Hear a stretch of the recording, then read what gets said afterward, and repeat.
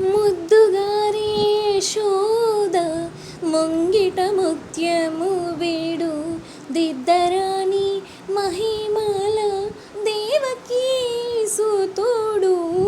ముద్దుగారే యశోద ముంగిట ముత్యము వేడు దిద్దరాని మహిమల దేవకీ సుతుడు.